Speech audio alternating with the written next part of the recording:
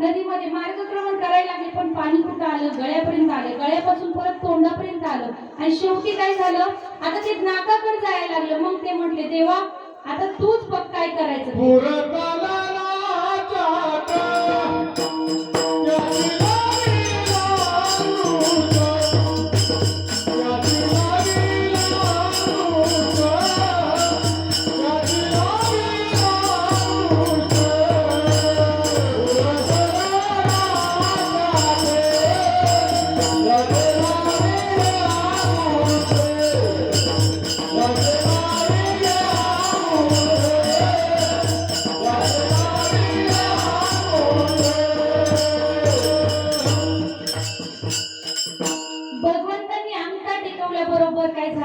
यमुना मातेचा पूर ओसरला आणि तिने वसुदेवाला वाट करून गेली. त्या ठिकाणी भगवंतांनी आधी सांगितलं होतं, माया उपजली तिथे. म्हटली त्या मायेला घ्या आणि तिला माझ्या जागेवरती आणि मला तिथं नेऊन ठेवा.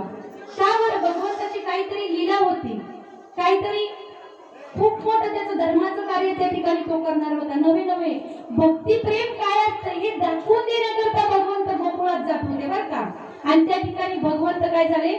भगवंताला नंदराणी यशोदा मातेच्या पुढे ठेवलं त्या ठिकाणी आणि त्या मायेला उचललं आणि वसुदेव परत माघारी घेऊन आले.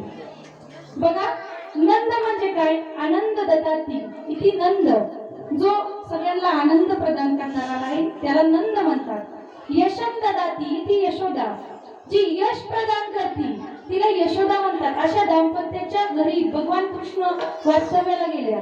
बघा, भगवंताचं जे काही नियोजन असतं, जे काही प्रयोजन असतं ते कशासाठी असतं? भक्ताच्या उद्धाराकरता असतं, भक्ताच्या हिताकरता असतं. भगवंताने त्या ठिकाणी गेल्याच्या नंतर बाललीला सुरू केल्या. गेल्याबरोबर आता कंसाला तर काय एवढंच समजलं की देवकीला पुत्र झालाय किंवा कन्यारत्न झाले, कारण रडलेला आवाज ऐकू आला. कंस त्या ठिकाणी गेल्याच्या नंतर त्यांनी पाहिलं तर एक कन्यारत्न त्या ठिकाणी जन्माला आलेली होती. त्यांनी घेतली, बरोबर दगडावर आपटली. ती हातातून सटकली, अशी कुठे गेली? आकाशात गेली. तिने वाणी केली, आकाशवाणी केली की अरे कंसा, मला काय मारतोस? तुला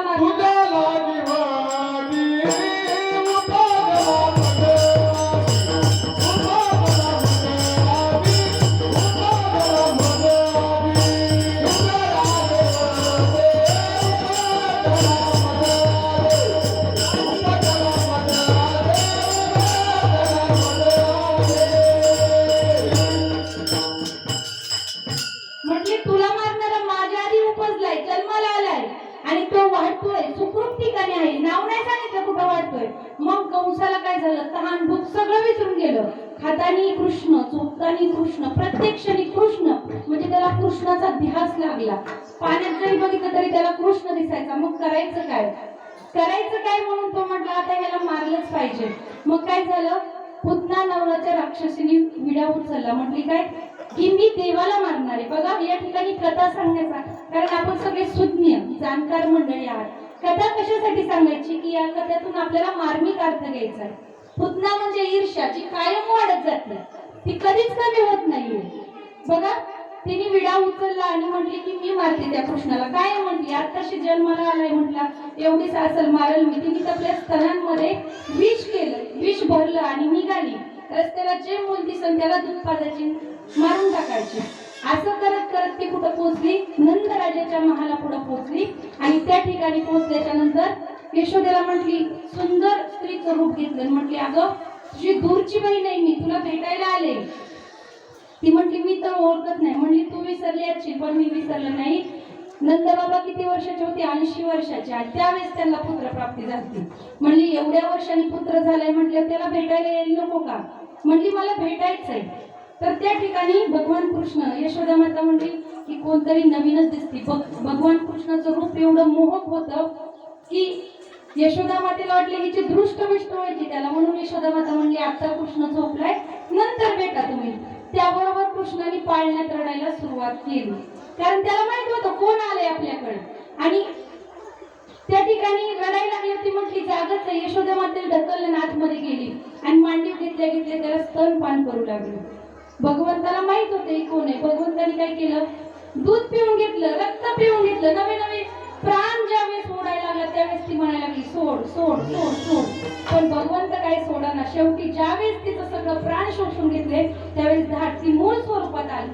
कशाचा आवाज झाला म्हणून बघायला गेले तर तिथे एक राक्षसी पडली होती. बघा की जी पुतना भगवंताला मारण्याच्या उद्देशाने आली, भगवंताचा केवळ संग झाला. म्हणून श्रीमद भागवतामध्ये सांगतात अहो बकीयम स्तनकालकूटम जिघासया पाय यदप्य साधी लेभे गतिं धातृचितां ततन्यं कं वा दयालुं शरणं व्रजेम. म्हटले अरे जी त्याला कालकूट नावाचं विष पाजायला आली होती त्या पत्नीला धातृ म्हणजे मातेपेक्षा मातेप्रमाणे त्यांनी गती प्राप्त करून दिली. मग तुम्ही आम्ही तर अरे त्या भगवंताला भजणारे आपण देवाचं वाईट तर चिंतत नाही ना, त्याची भक्तीच करतो ना. मग त्या देवाची भक्ती कशी करायची. माझे साधू संत सांगतात अरे भक्ती जाणून करा, कारण भक्ती अंधारी करू नका. देवाला जाणून देवाची भक्ती करा. देवाला दुसरं काहीच लागत नाही. भगवंत म्हणतात मला दुसरं तुमचं काहीच नाही नकोय, फक्त तुमचं चित्त अर्पण करा. कारण चिंतने तद्रूपता किंवा चिंतन चित्ताला लावी मनाच्या मनाला आणि हुनुमनीच्या सुखात पांडुरंग भेटले.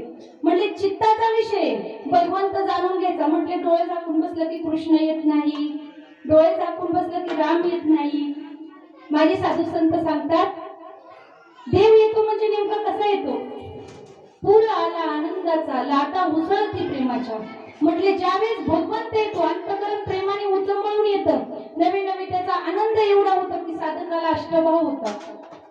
कंठी प्रेमदाते लैली नीरालोटे, कंठी प्रेमदाते लैली नीरालोटे, हृदय प्रेमदाते राम रूप, हृदय प्रेमदाते राम रूप.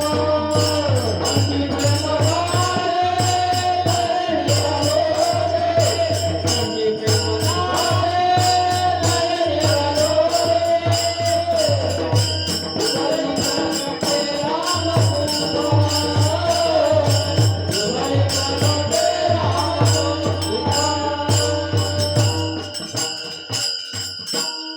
साधकाला जी स्थिती होती त्या स्थितीमध्ये त्याला भगवंताचा अनुभव येत असतो, भगवंताचा साक्षात्कार होत असतो. बघा जे वृंदावनामध्ये राहिले, गोकुळामध्ये राहिले, गो नाम इंद्रिय आणि कुळ नाम समूह. गोकुळ कशाला म्हणतात. गो नाम इंद्रिय आणि कुळ नाम समूह. इंद्रियांच्या समूहाला गोकुळ म्हटलेले. आणि ही इंद्रिय कोण नाचवतोय. कृष्णच नाचवतोय ना. तो आपल्यामध्ये आहे. अरे कृष्ण आहे, आपला प्राण स्वरूप कृष्ण आहे म्हणून आपण बसलेलो आहोत बरं का. पण आपल्याला ओळखता आलं पाहिजे की नेमका कृष्ण कोण आहे. बघा त्या भगवंतांनी ज्यावेळेस देह धारण करून लीला करण्यासाठी त्यांनी त्या ठिकाणी सुरुवात केली. ज्यावेळेस पुतणीला मारलं त्याच्यानंतर सगळ्यांना कळलं की अरे हा सामान्य मुलगा नाही किंवा सामान्य बालक नाहीये. आणि त्या ठिकाणी वार्ता पाहता पाहता पूर्ण गोकुळामध्ये पसरली की काय या ठिकाणी नंद राजाला मुलगा झालेला आहे. आणि सगळीकडे आनंद झाला का, कारण की एवढ्या वर्षांनी या ठिकाणी नंद राजाला आपल्या गोकुळाचा जो राजा आहे त्याला पुत्र प्राप्ती झालेली आहे. कुणाला माहित नव्हतं तो कसा आलेला आहे. अचानक कुणीतरी आणून मांडलेला आहे असं माहित नव्हतं. त्यांना वाटायचं त्यांना नंद राजाच्या घरीच जन्म घेतलेला आहे म्हणून सर्वजण बघायला यायचे. काय नंद घर आनंद भयो जय कन्हैया लाल की. नंद भया नंद भयो जय कन्हैया लाल की.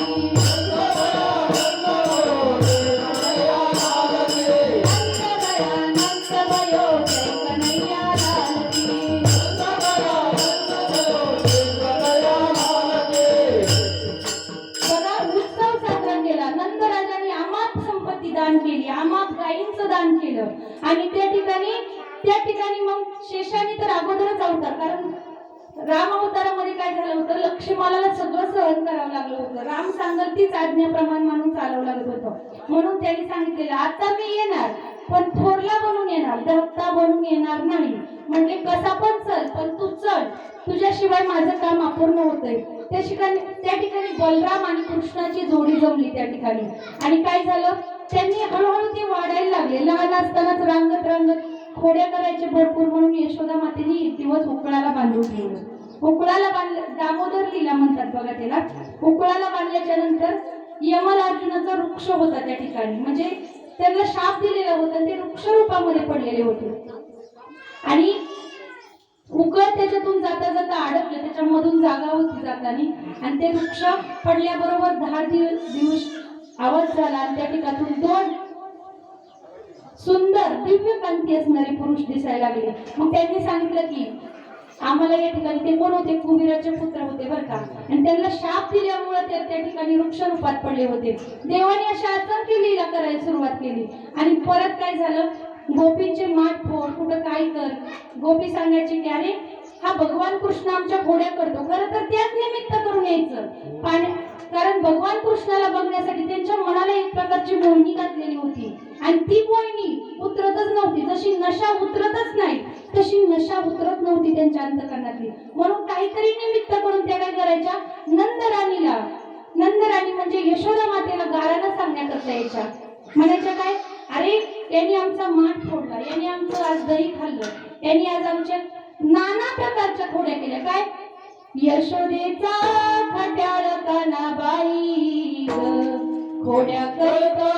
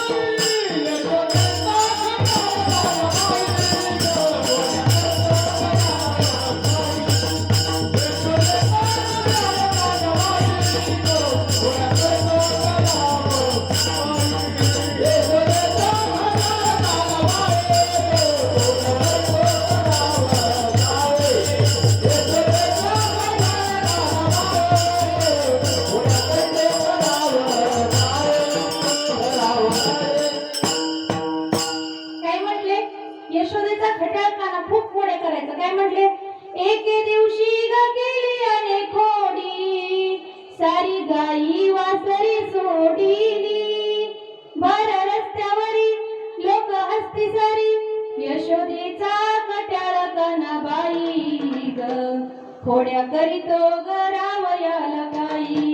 म्हटले तो खट्याळ काना इतक्या खोड्या करतो, आमची गाई वासरे सोडून देतो. नवे नवे म्हटले एक गोपी होती, ती म्हटली तुमच्या सगळ्यांचा खोड्या करतोय म्हटली हा, पण माझी खोडी अजूनपर्यंत काढली नाही, काढली तर त्याला दाखवतेच कस काय काढतोय ती. मग कृष्ण म्हटलं असं आहे का, तुला पण दाखवतोच म्हटले.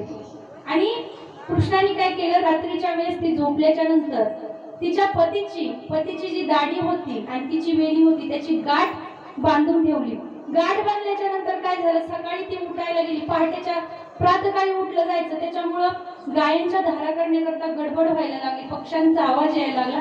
ती उठायला लागल्याबरोबर वेणीला हिसका बसला. ती म्हटली अहो कळतंय का तुम्हाला, वय कुठलंय आपलं, तुम्ही माझी वेणी ओढताय.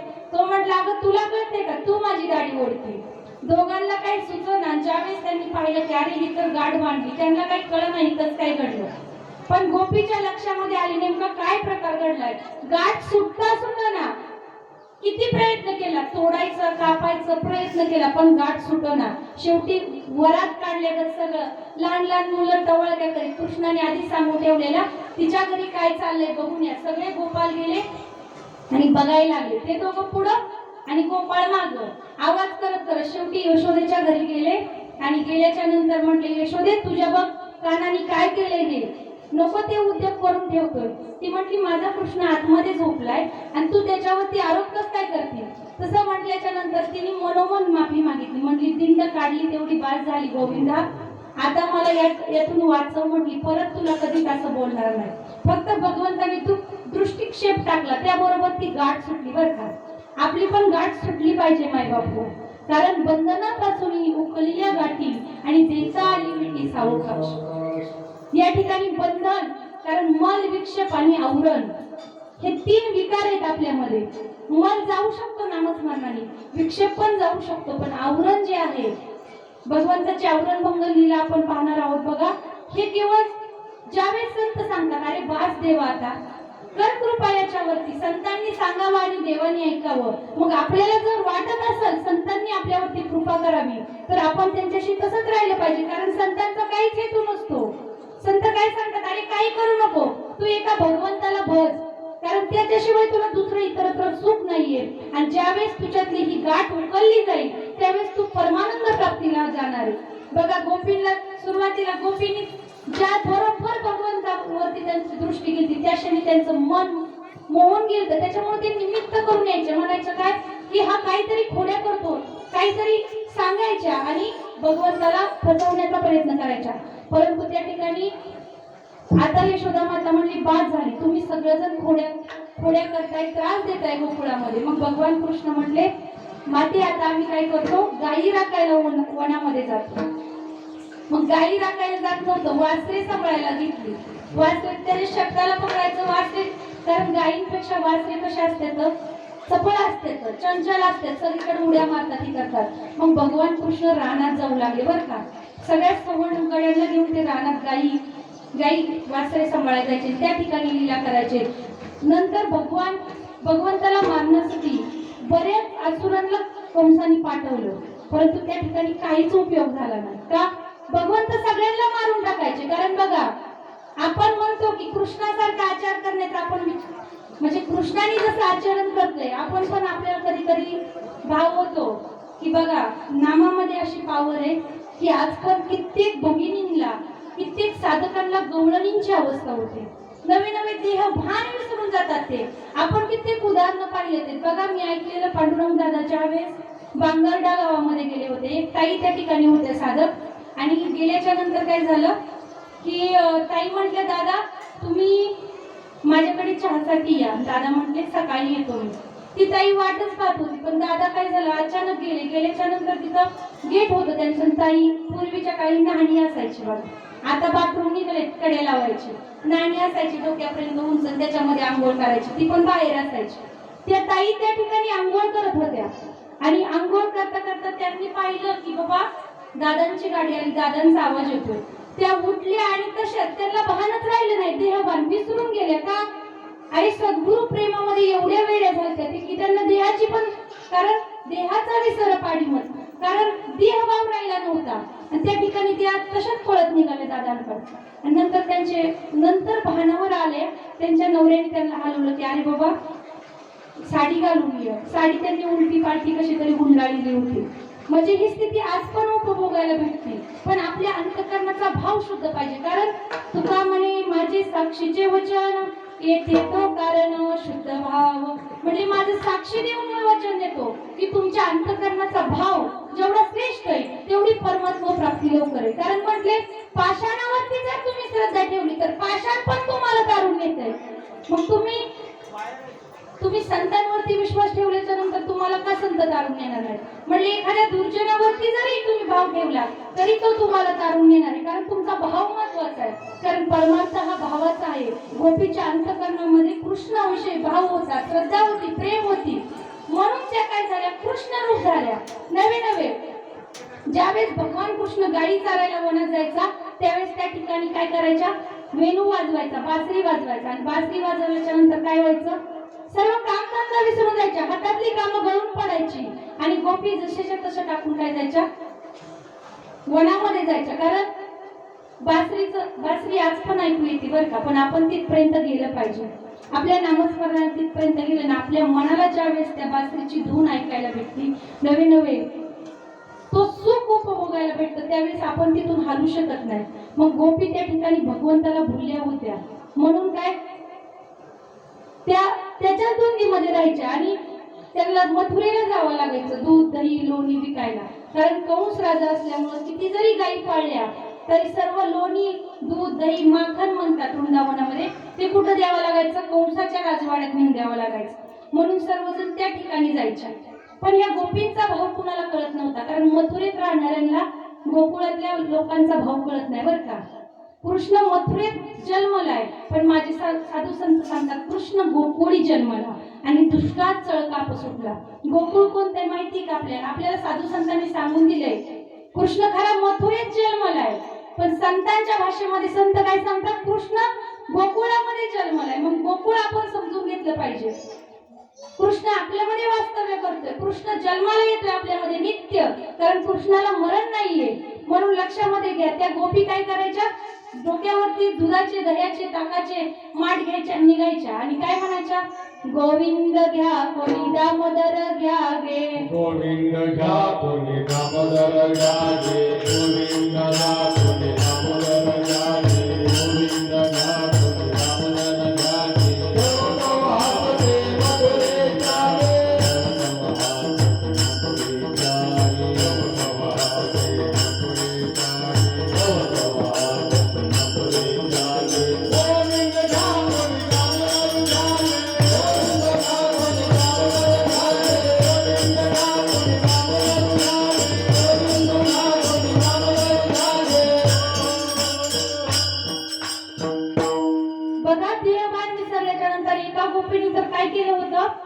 कमरेवरची भरणी शिंक्यात ठेवण्याची ऐवजी बाळ शिंक्यामध्ये ठेवलं आणि तिथली भरणी कमरेला घेतली. डोक्यावरती माठ होता आणि निघाली. सगळ्या बायका हसायच्या. तिचं बाळ कुठं होतं? शिंक्यात ठेवलेलं आणि कमरेला भरणी घेऊन निघाली होती. हरणी नावाची मुलगी होती तिची. बघा, म्हणजे देहभान विसरून गेलेत. मथुरेतल्या बायका म्हणायच्या हे काही पागल झालेत काय? हातामध्ये दही, दूध आहे, लोणी, आणि हे काय म्हणतायत? गोविंद घ्या कुणी दामोदर घ्या गे. म्हणजे काय झालं?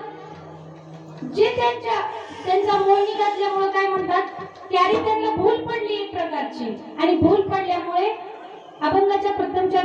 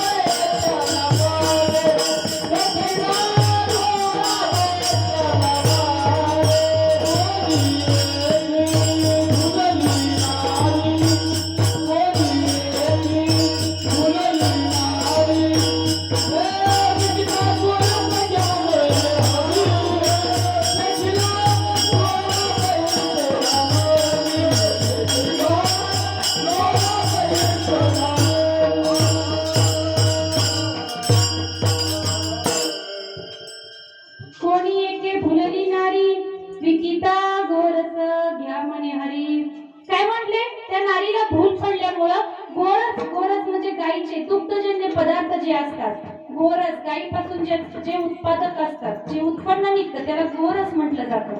ते त्या विकायला जायच्या, परंतु म्हणायच्या काय की हरी घ्या. कारण गोपिकांचा तेवढा अधिकार पण होता बरं का. कारण हरीला विकण्याचं सामर्थ्य त्यांच्यामध्ये होतं.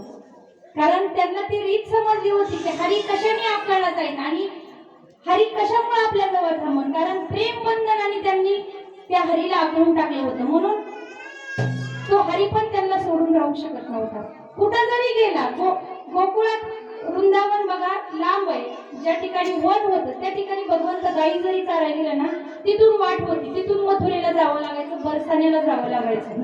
तर काय व्हायचं, भगवंत कुठून तरी वाट काढत यायची, ते गोपिकांचे माठ फोडायचे. कर वसूल करतोय म्हणायचे मी, कर वसूल. वेगवेगळं रूप घ्यायचे, जायचे, सगळ्यांना करायचं हा नटखट कृष्णाच आहे, कन्हैयाच आहे, पण काय करतोय, रूप बदलून येतोय ना आपल्याला तंग करतोय. बघा भगवंतानी अनेक लीला केल्या बरं का, पण सगळ्यात जास्त लीला गोपींबरोबर केल्या. कारण गोपी म्हणजे भगवंताचा प्राण होत्या. नवे नवे शुकाचार्य सांगतात प्रमाणम तत्र गोपिका. तुम्ही गोपिकांकडे बघून भक्ती करा. आपण काय म्हणतो, गोपी म्हटलं की आपल्या मनामध्ये वेगळाच भाव होतो. गो नाम इंद्रिय आणि पी नाम पिबंती, म्हणजे जी स्वतःच्या इंद्रियाने कृष्ण रसाचं पान करते तिला गोपी म्हटलं जातं बरं का. जिने स्वतःचे सर्व इंद्रिय कृष्णाच्या ठिकाणी अर्पण केलेले, नवे नवे ती कृष्णाच्याच ह्याच्यावर चालती. कारण कृष्ण तिचं तन, कृष्ण माझी माता, कृष्ण माझा पिता, बहीण बंधू चुलता कृष्ण माझा. अरे कृष्णच माझं सर्वच आहे. नवे नवे माझा प्राण पण त्याच्यासाठी चालतो. कृष्णच प्राण आहे, पण कृष्ण माझ्यासाठी नाही, मीच त्याच्यासाठी आहे, असा भाऊ गोपिकांचा झाला होता. म्हणून बघा आपले, कारण पडिले वळण इंद्रिया सकळ, इंद्रियांना वळण पडणं गरजेचे. आपले साधू संत काय सांगतात की अरे चिंतनाला बसा, नामस्मरण करा. कारण चिंतन का करायचंय, कारण त्यांनी आपल्याला कृष्णाला आकळता येते. कृष्ण सहज सापडणार नाही बरं का. कृष्ण इतका चंचल चावट कोण नाही. सहज तुम्ही म्हटलं ना आता इथे तर निशाणात येते, कारण कृष्ण आकळला जाणार नाहीये. आणि कृष्णाला आकळण्याची रीत आपल्याकडे आहे. कारण गोपींनी सर्व भावाने त्याला समर्पित केल्यामुळे कृष्ण त्यांना आकळला गेला. कारण भगवंत म्हणतात भक्ती करायची असेल तर तुम्ही गोपींकडे बघून करा. कारण त्यांच्याकडे कुठलाच म्हणजे भाव नव्हता की मला हे पाहिजे किंवा ते पाहिजे. त्या जरी जातानी काही कामना घेऊन गेलेली असतील, काही मनामध्ये वासना घेऊन गेली असतील, तरी ज्यावेळेस कृष्णाचा संग घडला, संग म्हणजे काय, केवळ कृष्ण भक्ती अंतकरणाची घडली तरी त्यांचं सगळं विषय वासना पडून गेलो. नवे नवे गोपी गीतामध्ये ते म्हणतात जयति तेधिकं जन्मना ब्रज श्रयत इंदिरा शाश्वदात्रही दयित दृश्यता दीक्षुतावकाश त्वयि द्वितासवस त्वां विचिन्वते शरदुदाशये साधुजातसात् सरसिजोदर श्रीमृषादृशा सुरतनाथ ते अशुल्कदासिका वरदनिघ्नतो निह किं वद. काय म्हटले, कारण भगवंतांनी शरद पौर्णिमेला रास करण्यासाठी गोपिकांना वचन दिलं. ते म्हणतात शरदुदाशये साधुजात सर सरशी जोदर श्री मुषादृशा. म्हटले सुरतनाथ ते अशुल्क दाशिका. म्हटले अरे तू जरी ह्या ब्रजभूमीमध्ये जन्माला आलेला असला तरी तू केवळ एक नंद आणि यशोदेचा पुत्र नव्हे, तू पूर्ण त्रैलोक्य ज्याच्या सत्तेवरती चालती ती सत्ता म्हणजे तू आहेस. हे गोपिकांना ज्ञान होतं. कारण ज्यावेळेस कारण उद्धवाला वाटायचं भगवंत बघा, एक दृष्टांत आहे आम्ही वृंदावनात असताना ऐकलेला. ज्यावेळेस भगवान कृष्ण मथुरेला गेले ना, मथुरेला गेल्याच्या नंतर म्हणजे मी दृष्टांत सांगते, जी घटना घडली आहे तिथल्या महात्म्यांच्या मुखातून ऐकली.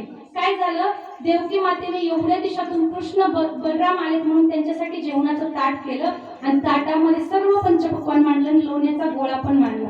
तो गोळा बघितला की भगवान कृष्णाच्या डोळ्यामध्ये पाणी आलं. का बरं, कारण त्याला त्याच्या गोपिकांची आठवण झाली बरं का. कारण गोपिकांसारखी भक्ती कोणीच केलेली नाहीये. त्या सर्व श्रेष्ठ होत्या, पण त्यांच्याकडे पाहण्याचा भाव दूषित आहे आपला. तो गोळा पाहिला आणि कृष्णाला आठवण झाली. कृष्ण रडायला लागला म्हणून वसुदेव पण रडायला लागले. वसुदेव रडायला लागले म्हणून देवकी पण रडायला लागली. पण कुणालाच समजना की का रडते ते. उद्धव पण तिथंच होता, ते रडत होते. वसुदेव आपले एवढे प्रेमळ वसुदेव आणि देवकी रडतात म्हणून पहारेकरी पण रडायला लागले. आणि मग तेवढ्यात उद्धव तिकडून येत होता की भगवान कृष्ण आले, त्यांच्या दर्शनाला जायचंय. आणि तो म्हटला का रडते ते. पहारेकरांनी सांगितलं आमचे राजा आणि राणी रडतेत म्हणून आम्ही रडतो. पुढे गेला तर तिथं देवकी रडत होती. म्हटली माते का रडताय तुम्ही. ते म्हटले कृष्णाच्या डोळ्यात पाणी आलं म्हणून आम्ही रडतोय. मग कृष्णाला विचारलं की अरे तू का रडतोय. तो म्हटला काही नाही रे, लोण्याचा गोळा बघितला ना, आठवण झाली मला गोकुळाची. गोपीला मी तंग करायचो, त्यांच्याकडून लोणी घ्यायचो. लोणी म्हणजे नवनीत म्हणजे आपलं चित्त बरं का. आपल्या चित्ताची चोरी करतो तो. आणि ज्यावेळेस चित्ताची चोरी करतो ना, चित्त माघारी घेता येत नसतं. तुम्ही एखादी वस्तू दिलेली माघारी घेऊ शकता, एखादं सोनं नाणं दिलेलं माघारी घेऊ शकता, पण चित्त ज्याला अर्पण केले ना ते माघारी घेऊ शकत नाही. आणि गोपींचं चित्त भगवंताने अर्पण केलं, भगवंत पण तेवढाच समर्पित होता त्यांच्या प्रती. आणि मग उद्धव म्हटला, काय देवा, लोण्याच्या गोळ्यासाठी तू रडतो? कारण उद्धव कोण होता? विद्वत्तेचा पुतळा, भक्त नंतर जागायचो. मग तो म्हटला, देवा, लोण्याच्या गोळ्याचं बघून तुम्हाला रडणे येणे, याच्यात काही एवढं आश्चर्य नाही. एवढं काय त्या गोपींमध्ये? शेण टाकणारे गवळ्याच्या मुलीत म्हटलं तो गायांच्या धारा काढणं, दूध देणं, हे काम आहे म्हटलं त्यांचं, त्यांच्यासाठी तुम्ही रडताय म्हटले. म्हटले, उद्धवा, माझं एक काम कर म्हणते, तू काय कर, मला काही त्यांची आठवण आल्याशिवाय राहत नाही. तू जाऊन तेवढा माझा गोपींना निरोप पोहोचव की मी सुखात आहे, छान आहे, मस्त आहे, आनंदी वगैरे. म्हटलं बरे, चालतंय. म्हटलं असा जातो ना असा येतो. जो निघाला ना, जाताना त्यांनी भगवंताचे पाऊल खुणा वगैरे बघितल्या, त्यांचं दर्शन करत करत तो गेला तिथं. आणि गोपींना सांगायला लागला की अरे, भगवंत हा सर्वत्रच आहे. कारण त्याची विद्वत्ता, त्याला ब्रह्मज्ञान होतं ना. कारण नको ब्रह्मज्ञान, आत्मस्थिती भाव, मी भक्त तू देवायचे करी. कारण भक्ती प्रेम ज्यावेळेस द्वैत येतं ना, त्यावेळेस उपभोगता येतं. जर आपण ब्रह्मभावामध्ये स्थित राहिलो तर आपल्याला ती भक्ती प्रेम उपभोगता येत नाही. उद्धव गेला आणि गोपींना समजलं, कारण उद्धव पण जरा जरा दिसायला भगवान कृष्णासारखाच होता. तिथे एक रथ आलेला आहे म्हटले, आणि कोण आलेले? मग हा उपदेश करायला गेला गोपींना. आणि गोपींना म्हटलं, भगवंत सर्वत्र आहे, त्याचं दर्शन सर्व ठिकाणी होतं, असं होतं तसं होतं. गोपिका म्हटल्या, हो का, माहीतच नव्हतं. म्हणले, अरे उद्धवा, पण म्हटले आम्हाला कधी असं वाटलंच नाही की कृष्ण आमच्यापासून गेलेला आहे. अरे मगाशीच म्हटले, नदीवरती मला हंडा उचलून दिला त्याने, सकाळीच माझा माठ फोडला म्हणले त्याने. का? कारण त्या कृष्ण उपभोगत होत्या, कृष्णाला भोगत होत्या त्या. तिथं शारीरिक संबंध नाहीये माई बापू. कारण कृष्ण त्यांच्या नसा, रोम रोमामध्ये कृष्ण वास्तव्य करत होता. आणि ज्यावेळेस ही स्थिती त्यांनी उपभोगली ना, त्यावेळेस त्यांना कृष्ण, सगळीकडे कृष्ण. तिथे एक भुंगा आला होता त्या ठिकाणी, आणि तो भुंगा भ्रमण करत होता. ते उद्धवाला ज्ञान सांगण्याची म्हणजे राधा त्याला ज्ञान सांगू लागली की अरे भुंग्या, म्हटली तुझा कृष्ण किती कपटी आहे, आम्हाला त्याच्या नादी लावला आणि तो स्वतः निघून गेलेला आहे मथुरेत. पण काळजी करू नको म्हटले, त्याला पण आमच्याशिवाय पर्याय नाहीये. तो पण तिथं तेवढ्याच दुःखात असं, आम्हाला नित्य आठवण करीत असं आमची पण. म्हटले तू, आम्ही नित्य त्याच्या इथं पाऊल पण आहेत म्हटले. तो त्याने इथं 11 महिने 11 दिवस 11 वर्ष 11 महिने 9 दिवस भगवंताने गोकुळामध्ये वास्तव्य केलेले. म्हटले कायम तो आमच्या बरोबरच आहे, तो कधी आम्हाला विसरू शकत नाही. ज्यावेळेस राधा त्या भुंग्याला उपदेश करू लागली, त्यावेळेस उद्धवाला कळलं की अरे आपण हिच्या पुढं क्षुल्लक आहोत. कारण गोपी केवळ अडाणी स्त्रिया नाही, त्यांच्याकडे त्या ब्रह्मज्ञानाच्या पण अधिकारी आहेत. आणि त्याच्यामुळे त्यांच्या मुखातून जे त्यांनी डोळ्यांनी पाहिलं ना, तेच त्यांच्या नसामध्ये नवी मनात चित्तात तेच भरलं, आणि त्या मुखाने त्याचंच वर्णन सर्वत्र करत होते. अभंगाच्या दुसऱ्याच्या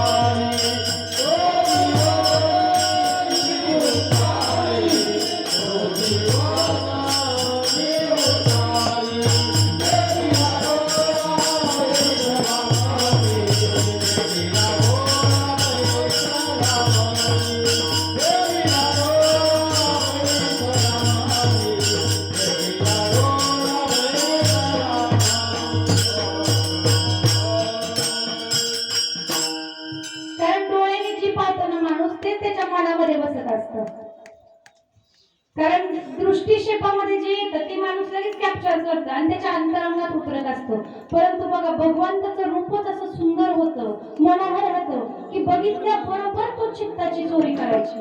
चित्त चोरी गेली नंदाच्या नंदने, चित्त चोरून घ्यायचा. म्हणून हरीने माझी हरिली चित्त. भारवीत निसरले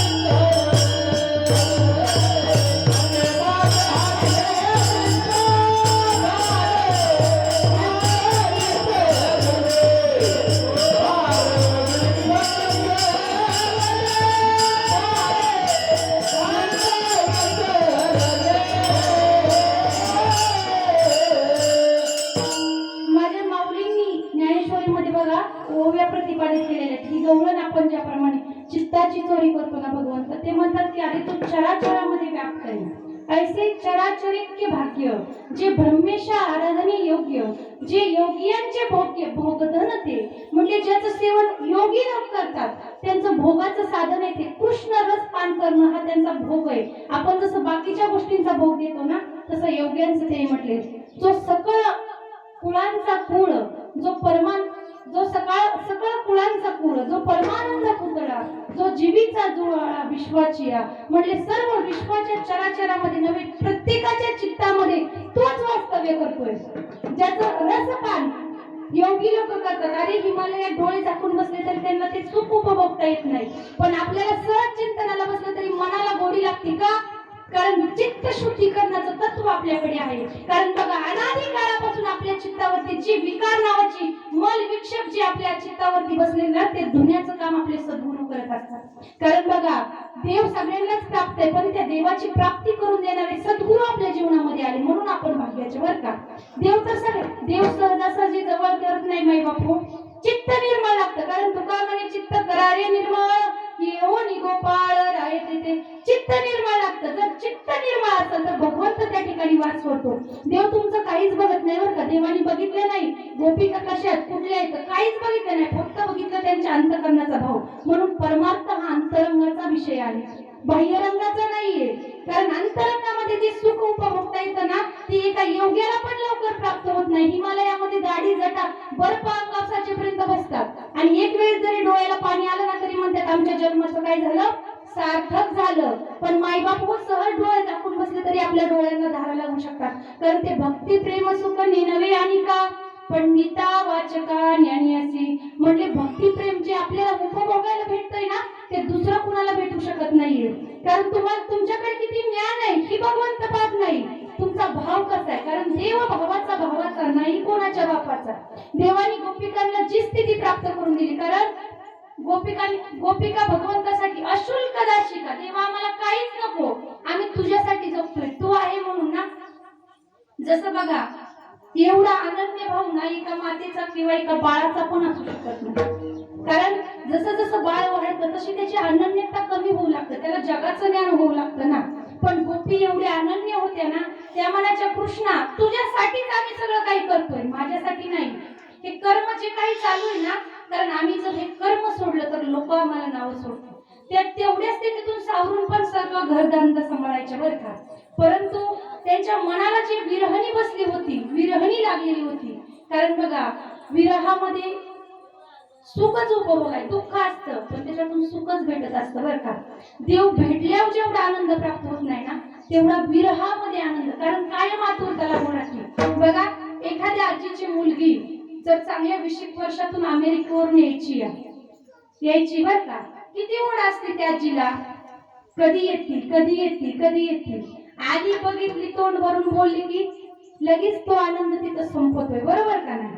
पण येऊच तर किती आतुरता, कधी येते, तिच्यासाठी काय बनवू काय नाही बनवू असं होतं का नाही चित्ताला. अरे गोपींचा कायम तो भाव होता.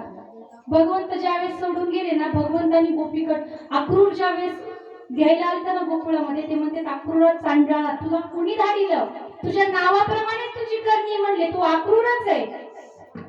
क्रूरता तुझ्या करतोय तू? बघा म्हणजे पण भगवंतानी एकदा पण गोपींकडे दृष्टीने असं टाकली नाही, नजर टाकली नाही, कारण भगवंत जाऊ शकत नव्हते.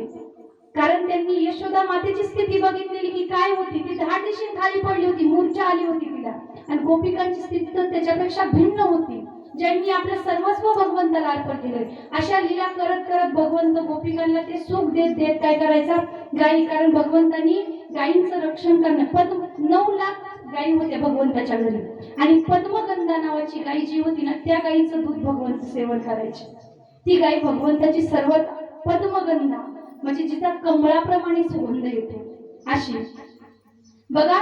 आणि अशा गायींचं काय करता, रक्षण करता करता भगवंतांनी कधी केस कापले नाहीत, गोकुळात होते तोपर्यंत. कधी अंगावरती, फक्त खाली काय करायचे, देव घन सुंदर घन सावळा कासे सोन सळा नेसला.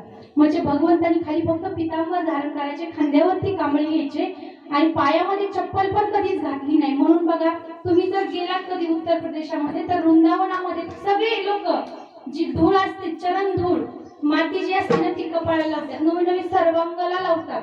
कारण भगवंतांनी त्या ठिकाणी वास्तव्य केलेलं आहे, स्वतःच्या पायाने गमन केलेलं आहे, म्हणून पवित्र मानली जाते ती भूमी, देवभूमी म्हटलं जातं. म्हणून लक्षामध्ये घ्या की भगवंतांनी त्या सर्व लीला करत गोपाळांबरोबर खेळायचे, बागडायचे, चेंडू पाणी खेळायचे, हमामा खेळायचे, हुतुतू खेळायचे, आणि अशा प्रकारे त्यांनी अनेक लीला केल्या. कालिया नागाचं मर्दन केलं. म्हणजे गोपाळांना कळलं होतं, हा आपल्यामध्ये जरी राहत असला ना तरी हा सामान्य नाहीये. आणि काय करायचे, स्वतः झाडाखाली बासरी वाजवत बसायचे, गोपाळांना काय करायचे, वरती आणायला लावायचे. मग त्यांचे पेंड्या, सुदामा, मधुमंगल असे बरेच सवंगडी होते. मग त्याच्यामध्ये बोबड्या नावाचा एक होता, तो म्हणायचा, म्हणजे नामदेव महाराजांनी रूपक केलेला एक गवळण आहे बघा, सायलेंट मध्ये. कुटण्या थमाल रे थमाल आपुल्या गाई, आम्ही आपुल्या घलासी जातो बाई, तुम्ही थोरल्या पातलाचे लेक, मला म्हणताले जाई गाई लाख. काय म्हटले, अरे कुतण्या म्हणजे तो बोबडा होता ना, म्हणून म्हणायचा कुतण्या थमाल रे थमाल आपुल्या गाई. भगवंताच्या अनेक गायी होत्या, मला घेऊन जा म्हणता, किती मी सांगुले काता लागला पायी, कुतण्या थमाल रे थमाल आपुल्या गाई.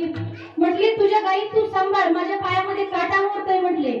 आणि म्हणले काळी पिवळी रे गाया येता नेली, या गवल्याची धवली गाय पलाली. म्हणजे काळी पिवळी म्हणजे बघा, तामस वृत्ती आणि राजस वृत्तीचं या ठिकाणी वर्णन केलेले. जी काळी आणि पिवळी गाय आहे ती तामस वृत्ती आणि राजस वृत्ती आहे. पण म्हटले धवळी गाय जी पळून गेली ना, ती सात्विक वृत्ती आहे. मग सत्व रजतम हे गुण आहेत आपल्यामध्ये बरं का, ज्याच्या कारण सात्विकातच भरत ज्याला येतं ना, त्याला कृष्ण सुखाचा आनंद उपभोगता येतो. म्हणले या गवळ्याची धवली गाय पळाली, आणि मला बघूनी गवली हा कामाली, काठी कामली हिसकून घेतली सारी. म्हणले ती गाय पळून घेतली म्हणून माझी काठी कामली हिसकून घेतली कृष्णा, तुला काय सांगू. आणि म्हटले का खरवस माहिती ना सगळ्यांना, खरवस म्हणजे आपण कच्च्या दुधाचा चेक बनवतो. संतांच्या भाषेत सांगायचं म्हटलं तर एक बोधरूपी खरवस बर का. कारण तो म्हणतो काल बलाची ले बलाची खलवस केला, तुम्हा सलवांनी फाल फाल घेतला. म्हणले काल तू खूप खरवस केला आणि तुम्ही सगळ्यांनी फार फार घेतला, म्हणजे खूप घेतला. आणि मी गरीब म्हणून मधला थोलका दिला, मी गरीब म्हणून मला थोडा दिला. मला काही कळत नाही का म्हटले, तुझं कारस्थान कळत नाही का म्हटले, तू मला थोडाच खरवस दिला. म्हणजे सांगायचा अर्थ असा की अरे कृष्णा, तुझं भक्ती सुख उपभोगण्याकरता मला ही कमी पडतंय. जेवढं तुझ्या बरोबर आम्ही राहू तेवढं पण आमच्यासाठी कमीच आहे. तुझा संग आम्हाला जेवढा लागतोय ना तरी पण आम्हाला तो कमीच वाटतोय. मग कृष्ण म्हणते अरे बोबड्या, उगार आहे बोबड्या, तुम्हा सर्वांच्या गायी म्हणले मीच हाकतो. तुम्हाला माहिती का, तुमच्या सगळ्यांच्या गायींना मीच सांभाळतो, आणि तरी पण तू काय म्हणतो की मी वळते आणतोय. म्हणून बघा नामदेव महाराज म्हणतात ही रोकडी स्थिती, रोकडा भाव आहे. गोपाळांना जी स्थिती होती ती गोपाळांची पण शुद्ध भावातली स्थिती होती. आणि असं करत करत काय झालं, भगवंतानी म्हणजे भक्ती प्रेम आणि आत्मसुखाचा आनंद त्या सवंगड्यांना दिलाय बर का. कारण गोपाळ पण सर्वसामान्य नसते. कारण गोपी ज्या होत्या त्या वेद गर्भातल्या श्रुती होत्या आणि गोपाळ जे होते जे देवता होते तेच या ठिकाणी गायींचं गोपाळांचं रूप घेऊन या ठिकाणी भगवंताबरोबर खेळ खेळण्याकरता आलेले होते. म्हणून लक्षामध्ये घ्या, गोकुळामध्ये आपल्याला जे भक्ती सुख उपभोगायला भेटतं ते आपल्याला प्रापंचिक जीवनामध्ये भेटत नाही. गो नाम इंद्रियन कुळ नाम समूह, या इंद्रियांना जिंकून इंद्रियांवरती राज्य करून आपल्याला हे सुख उपभोगायचंय. कारण इंद्रिय कशी चंचल आहेत, कधी आपल्याला कुठल्या मार्गाला लावते याचा भरवसा नाहीये. म्हणून आपल्याला काय करायचंय, या इंद्रियांवरती विजय प्राप्त करायचाय. साधू संतांनी ते केलं म्हणून ते 18 तास 20 तास नवे दिवस रात्र हेची काम म्हणले, हेच काम आहे आम्हाला नामस्मरण करणं. स्वतःच्या इंद्रियांवरती ताबा मिळवला होता, इंद्रिय त्यांच्या सत्तेने चालायची. म्हणून बघा, आपल्याला पण ते सुख उपभोगता येतं, पण देहबुद्धी नाहीशी झाली पाहिजे. जोपर्यंत आपली देहबुद्धी नाहीशी होत नाही त्यावेळेस आपल्याला परमात्म्याचा आनंद उपभोगता येत नाही. जोपर्यंत मी आणि माझं, काय म्हटले, परमार्थात सगळ्यात मोठी अडचण कशाची, मी आणि माझं. जोपर्यंत आपल्यातला मी जात नाहीये, कारण हा विचारोनी अहंकार सांडीजे, मग अस्तित्व वस्तू होईजे, आपुली स्वस्ती सहजे आपण केली. म्हणजे असतानाच आपण कृष्ण स्वरूप आहे, परब्रह्म स्वरूप आहे, परंतु म्हणजे अहंकार सांडा, मी कोण आहे. कारण हा अहंकार जर संपला मीपणाचा, तरच आपण स्वरूपाला प्राप्त होऊ शकतो. कारण अहंकार आला की तिथंच वाया जातो माणूस, बरं का. आणि देवाला काय म्हणतात, तिळभरी जरी होय अभिमान, मेरू तो समान भार देवा. तिळा एवढा अभिमान झाला तरी भगवंताला मेरू पर्वतासारखा भार खांद्या डोक्यावर घेतलाय असं वाटतं. कारण बघा, अभिमान लागे शुकाची या पाठी आणि व्यासे उपराटी दृष्टी केली. ज्यावेळेस बघा शुकाचार्यांना वाटायचं माझ्यासारखा ब्रह्मनिष्ठ ब्रह्मवेत्ता कोणच नाही, मीच काय तो जीवनमुक्त, मीच काय तो. आणि मग एक दिवस व्यासांना समजलं की ह्याला अहंकार झाला. व्यास म्हटले काय कर, म्हटले जरा जनक राजाला भेटून ये म्हटलं. शुकाचार्य गेले आणि तिथं पहारेकरांना सांगितलं. पहारेकर म्हटले अरे कोण आले, अंगावरती वस्त्र नाही काही नाही आणि असंच राजवाड्यात निघाले. ते म्हटले कोण आहेत तुम्ही, ते म्हटले मी राजाला भेटायसाठी आलोय, मी शुक आलोय म्हणून सांग जा. मग ते पहारेकरी गेले, म्हटले तुम्हाला कोणीतरी शुक म्हणून भेटायला आले. राजा म्हटले त्यांना सांग मी कामात आहे, मला वेळ नाही. पहिल्या दिवशी असं म्हणजे कितीतरी वेळ थांबून शुकाचार्य निघून गेले. दुसऱ्या दिवशी आले, म्हटले मी शुक आलोय म्हणून सांग. तर मग तरी पण जनक राजा भेटायला आले नाही. आणि तिसऱ्या दिवशी त्यांना बुद्धी झाली, विवेक जागा झाला की जनक राजा जरी राज्य करत असाल तर त्याचा अर्धा पाय अग्नीमध्ये जळला होता तरी देहस्थिती नव्हता, देहीचं विदेही बहुस्थिती अशा स्थितीमध्ये तो होता. मग म्हटले त्यांना सांग शुक आलोय म्हणून. मी काढला आणि तेव्हा शुक म्हटलं की राजा धावत पळत भेटायला आले. म्हणून बघा, हा मी खूप आडवा येतो बरं का. देवाला मी अजिबात आवडत नाहीये. ज्याचा मी गेला ना तो देवच झाला बरं का. अहंकार गेला आणि तुका म्हणे देव झाला. म्हणून हा अहंकार घालवण्यासाठी आपल्याला परमार्थ करायचा आहे. गोपिकांनी तेच केलं, सगळं केलं, पण माझं म्हणून केलं नाही. कुणाचं म्हणून केलं, भगवंताचं. हे कर्म जे काही मी करतोय ते भगवंताला सहज कर्मे झाली ती ब्रह्मार्पण, जन नव्हे जनार्दन.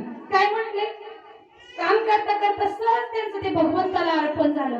म्हणून भगवंताला गोपिकांना काय झालं, घरदार मुलं बाळ बायका सगळ्यांचा विसर पडला होता आणि त्या केवळ भगवंताच्या भक्तीमध्ये तल्लीन होत्या. हेच अभंगाच्या तिसऱ्या चरणामध्ये.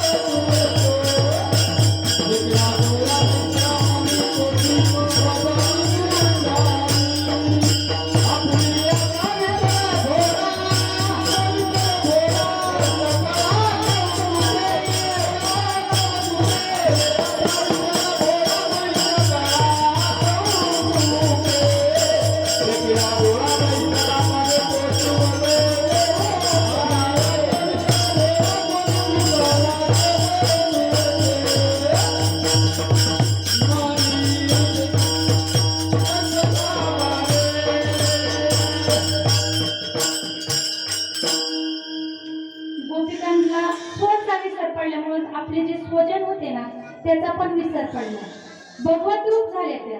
म्हणून लक्षामध्ये घ्या, आपुलियाचा विसर भोळा गोविंद कळा कौतुके. त्यांनी बघा ज्यावेळेस आम्ही वृंदावनात वास्तवाला होतो ना, कित्येक पुरुष मंडळी गोपी भावामध्ये होते बरं का.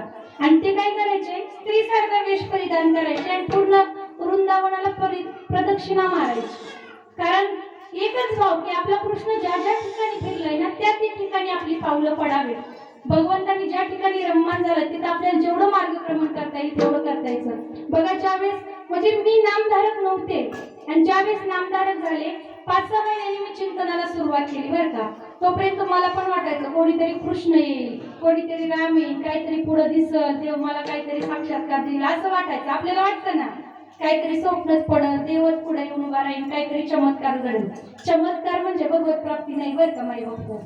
कारण भगवंत हा अंतकरणामध्ये प्रगट होत असतो, त्याचा प्रेम भावाचा उद्रेक आपल्या अंतकरणामध्ये होत असतो. आणि ज्यावेळेस ती स्थिती झाली, आम्ही म्हणजे वृंदावनात जाण्यासाठी बघा मथुरा किंवा जेवढे काही आपले तीर्थ आहेत ते तीर्थ हे काय तीर्थांचा राजा प्रयाग आहे बरं का.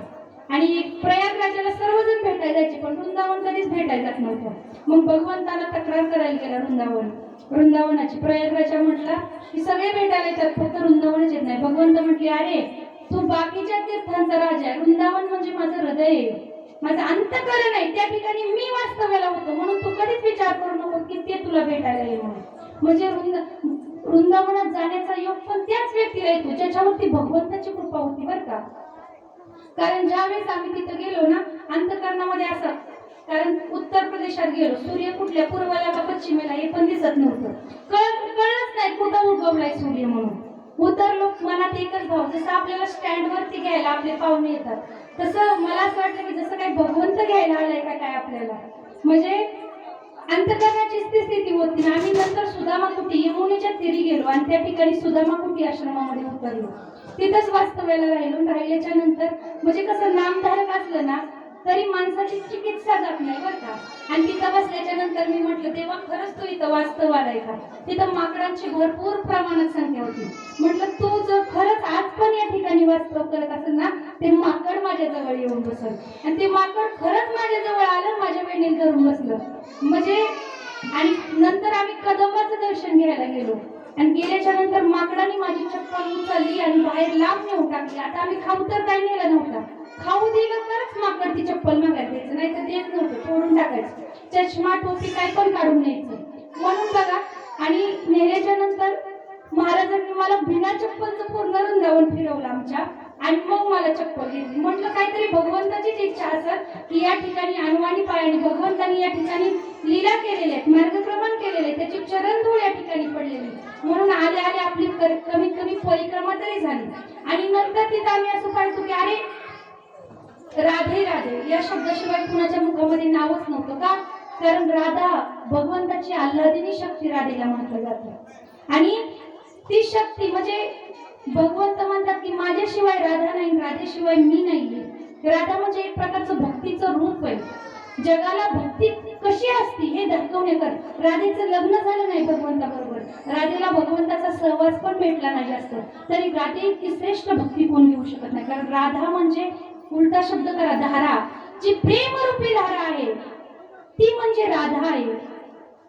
राधेसारखी भक्ती आपली असावी म्हणून राधा कृष्ण सगळीकडे म्हटलं जातं बरं का. भगवंताच्या आधी पण राधेचं नाव घेतलं जातं कारण गोपिकांची भक्ती तेवढी श्रेष्ठ होती म्हणून हे आज त्यांचं नाव निघतंय. परंतु बघा समाजात पाहण्याचा जर दृष्टिकोन झाला तर बघितलं की वेगळा अर्थ काढला जातो. परंतु आपल्याला जे होतंय ते सत्य, ते द्वापार युगामध्ये पण होतं आणि आज पण होतंय, ते बरोबरच आहे. फक्त आपल्याला मार्गदर्शन कसं लाभावं. कारण बघा हा कली एवढा मातलाय, लोकांच्या बुद्ध्या भ्रष्ट झाल्यात. कारण विप्रे भागवती गेहे गेहे जनी जनी म्हणले, ब्राह्मण सुद्धा असे झाले तर धनासाठी म्हणले कथा कीर्तन करतात आणि आपल्यातले पण तसेच झालेत म्हणले, काही त्यांना भान राहिलेलं नाही म्हटले. कीर्तन लोकांचे मनोरंजन करून करून कीर्तन करायचे परंतु सत्य परमार्थ त्यांना सांगायचं नाही. बघा आपल्यामध्ये पण कित्येक म्हणजे सांगायचं झालं तर आपले जे रामदास बाबा होते त्यांची विरहणी अवस्था होती बरं का. ज्यावेळेस श्रीपाद बाबांनी देह ठेवला 6 महिन्यांनी बाबांनी लगेच देह ठेवला. कारण ती त्यांच्याशिवाय राहू शकत नव्हते. एवढा विरह त्यांच्या अंतकरणाला व्हायचा. एक रूप झालेले होते ते, कारण त्यांचं ऐक्य झालेलं होतं. त्यांच्याशिवाय ते राहू शकत नव्हते. आणि बघा आपल्या श्रीपाद बाबांनी, रामदास बाबांनी, पांडुरंग दादांनी नवे नवे ज्ञानोबा तुकोबांनी ज्याप्रमाणे परमार्थ केलाय त्याप्रमाणे आपल्याला पण करायचं आहे. कारण आपण काय म्हणतो, गोपी आणि कृष्ण कसा रासलीलेचा संबंध आहे म्हणतोय, परंतु रास कामदेव त्या ठिकाणी पराभूत झाला होता बरं का. गोपी ह्या, कारण 16 सहस्र नारी बघून पण भगवंत कसा होता, ब्रह्मचारी होता. या ठिकाणी देह संबंध येत नाही, हा अंतकरणाचा संबंध आहे. गोपींचा विषय म्हणजे पण अंतकरणाचा भाव आहे बरं का. म्हणून आपल्याला जर शुद्ध ज्ञान झालं, आपली जर शुद्ध भक्ती असेल तर भगवंत आपल्याला योग्यच मार्ग दाखवतो बरं का. भगवंतानी सगळ्यांना योग्य उपदेश, एक प्रकारचं त्यांना भक्ती कशी असावी ही त्यांच्यामध्ये पेरली. आणि पेरल्याच्या नंतर बघा रानावनात सर्वकडे मार्गक्रमण करत भगवंतांनी गोपाळांना भक्ती समर्पित केली. आणि ती भक्ती करत असताना गोपाळांनी अनेक प्रकारचे खेळ केले. आणि ज्यावेळेस म्हणजे वेळ होत आली त्या ठिकाणी खेळ खेळून दमले सर्व सवंगडी. आणि खेळल्याच्या नंतर म्हणायला लागले की काय, खांदी भार पोटी भूक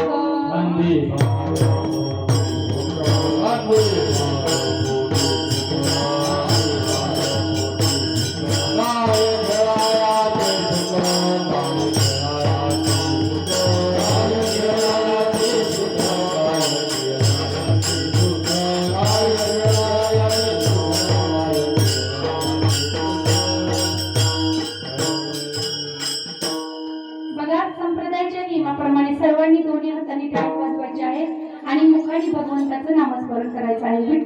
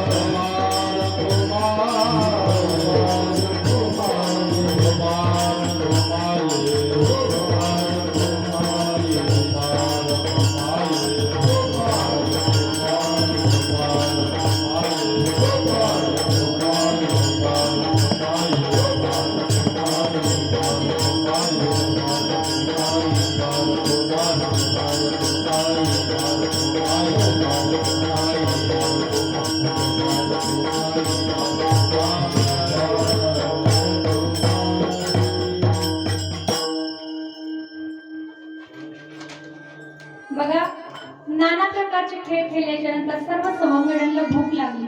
आणि भूक लागल्याच्या नंतर भगवंत म्हणले, आधी सांगितलं होतं सर्वांनी शिदोऱ्या घेऊन यायच्या, ज्याच्याकडे जे असेल त्याने ते घेऊन यायचं. आणि बघा मधुमंगल नावाचा जो मित्र होता ना भगवंताचा, जो सवंगडी होता ना, त्याची परिस्थिती अतिशय बिकट होती. त्याच्या आईने त्या ठिकाणी घरामध्ये ताक होतं, फक्त ताकच द्यायचं. सर्वांनी शिदोरे सोडले आणि मधुमंगल उन्हाच्या ह्याच्यामध्ये म्हणजे नाना प्रकार, म्हणजे रसगुल्ला म्हणू नका, पेढा म्हणू नका, नाना प्रकारचे लोणी, अनेक प्रकारचे त्या ठिकाणी पक्वाने त्या ठिकाणी होती शिजोऱ्यांमध्ये. आणि त्याच्याकडे फक्त ताक होतं. म्हणून तो गेला आणि झाडाच्या मागे उभा राहिला आणि म्हटलं, कृष्णाला दिसायच्या आधी हे ताक मी काय करतो, पिऊन टाकतो म्हटलं. म्हणजे त्याला काय होणार नाहीये, समजणार नाही की मी काय आणलं होतं. परंतु कृष्णाने तेवढ्यामध्ये पण हिरला आणि म्हटलं, अरे मधुमंगल कुठं गेला आहे, तर तो झाडाच्या मागे जाऊन ताक पित होता. तसं म्हटल्यामुळं बरोबर मधुमंगलाला परती निर्माण झाली आणि म्हटलं की अरे माझा कृष्ण मला एक क्षण पण विसरत नाही, मग ताक असू नाही तर काही पण असू, मी त्याला सोडून खाऊच काय शकतोय. असा म्हटला, पळत आला आणि भगवंताच्या मुखामध्ये स्वतःच्या मुखातलं ताक टाकलं बरं का. म्हणजे उष्ण ताक भगवंतांनी सेवन केलं. आणि हे कोण पाहत होते, देवलोकातून सर्व देवता पाहत होते, स्वर्गातून. म्हटले अरे, आणि ब्रह्मदेवाने आधीच सांगितलेलं होतं आज या ठिकाणी गोपाळकाला होणार आहे आणि आपल्या सर्वांना जायचं आहे. परंतु काही दिवसाचे पाहिलं, म्हटले हा कसला देव, तू खातोय त्या सवंगड्यांचं उष्ण, त्याचं उष्ण आपण काय करू. पण ज्यांना भगवंत आणि गोपाळ कळले ना, ते म्हटले शांत राहा, ज्यांना यायचं त्यांनी चला, कारण हे सुख परत उपभोगायला भेटणार नाहीये. हा गोपाळकाला परत तुम्हाला त्रैलोक्यात कुठंही भेटणार नाहीये. मग भगवंतांनी सर्वांच्या शिदोऱ्या एकत्र केल्या. सर्व एकत्र केल्याच्या नंतर भगवंतांनी एकच सांगितलं, खायचं पण हात धुवायला नदीला जायचं नाही. का? कारण सर्व देवता माशाचं रूप घेऊन त्या ठिकाणी आलेले होते. म्हणले तिथे जायचं नाही हात धुवायला. मग हात कुठं पुसायचा? पाठीमागं पुसायचा. बघा, म्हणजे भगवंतांनी आधीच सांगून ठेवलं सर्वांनी काला वगैरे, म्हणजे तोच काला केला एक प्रकारे. आणि ती शिदोरी एकत्र करून सर्वांनी त्याचा आस्वाद घेतला, ग्रहण केलं ते. आणि हात काय धुवायला कोणच गेले नाही, हात आपल्या पाठीमागं पुसून टाकला. म्हणजे देवतांना पण ते सुख काय आहे? दुर्लभ आहे. म्हणून मृत्यू लोकामध्ये आपण ते सुख उपभोगू शकतो. कारण स्वर्गीचे अमर इच्छिता ती देवान मृत्यू लोकी व्हावा जन्मामा. याच कारण नरदेहामध्ये येऊन आपण काय करू शकतो? ते भक्ती सुख उपभोगू शकतो. कारण भक्तीचं सुख देवतांना पण उपभोगता येत नाही. जरी ते अमर असले, जरी ते स्वर्गामध्ये असले तरी पण नाही, ते मृत्यू लोकच असते. कारण विठ्ठल विठ्ठल मना वेळोवेळा हा सुख सोहळा स्वर्गी नाही. हे सुख परत उपभोगायला भेटणार नाही बरं का, साधू संतांच्या कृपेने. तसं पाहिलं तर बघा, मी कोणी कीर्तनकार वगैरे नाहीये, पण आपल्या पुढे आता एवढे ज्येष्ठ मंडळी बसलेले आहेत. गुरुवारी संजू बाबा आहेत, साईकर बाबा आहेत, अजून महाराज मंडळी आहेत बरेच. बाकीच्यांची नावं काही मला माहिती नाही. पण बघा, ज्येष्ठ मंडळी जे आपल्याला प्रत्येक गोष्टीने वरिष्ठ आहेत, ज्ञानाने, वयाने, अधिकाराने, प्रत्येकच गोष्टीने वरिष्ठ आहेत. तरी पण काय म्हणतात ना, एका बालकाला बोलवून घेण्यासाठी तेवढं अंतकरण पण मोठं लागतं की त्याचं ऐकून घ्यावं. आपल्याला ते व्यासपीठ उपलब्ध करून दिलेलं आहे या ठिकाणी अनुभव प्रतिपादित करण्यासाठी. म्हणून बघा, साधू संतांनी जो परमार्थ सांगितलाय, जसा सांगितलाय तसाच आपण पण केला पाहिजे. कारण काला म्हणजे ज्या ठिकाणी जीव आणि ब्रह्म, जीव आणि शिव ऐक्य होतं त्याला काला म्हटलं जातं. संतांच्या भाषेमध्ये ज्या ठिकाणी जीवाचा जीवपणा संपून तो ब्रह्मस्वरूपाला प्राप्त होतो त्यावेळेस त्या जीवाचा काला होत असतो बरं का. म्हणून आपल्या जीवनामध्ये पण काला घडावा. काल्याचं कीर्तन आपण खूप ऐकतो, पण काला घडावा. आपल्याला श्रीपाद बाबांनी दादांनी त्या अनुभवाला आणून दिलेलं आहे की नेमका काला काय असतो. कारण जीवाचा जीवपणा ज्यावेळेस संपतो त्यावेळेस जीवाला जी ब्रह्मानुभूती येते त्यावेळेस त्याला सर्व मिथ्या आहे असं भासतं बरं का. कारण जगत मिथ्य आहे आणि ब्रह्म सत्य आहे.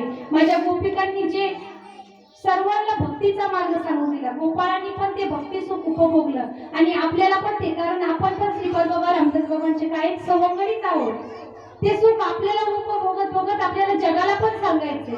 म्हणून बघा, या ठिकाणी आपली वेळ मला वाटतं झालेली आहे आणि यथावकाश जे काही बोलण्याचा या ठिकाणी प्रसंग आला ते संत कृपेने जे योग्य असेल ते त्यांचं समजा, जे अयोग्य असेल तो माझ्या बुद्धीचा दोष समजून याच ठिकाणी सोडून द्या. झालेली सेवा महादेवाच्या चरणी, चिले महाराजांच्या चरणी, त्याचबरोबर खंडोबारायांच्या चरणी, माझे हृदयस्थ सद्गुरू सच्चिदानंद श्रीपाद बाबा, रामदास बाबा, पांडुरंग दादा यांच्या चरणी समर्पित करते आणि सेवेला याच ठिकाणी पूर्ण होते. ज्ञानेश्वर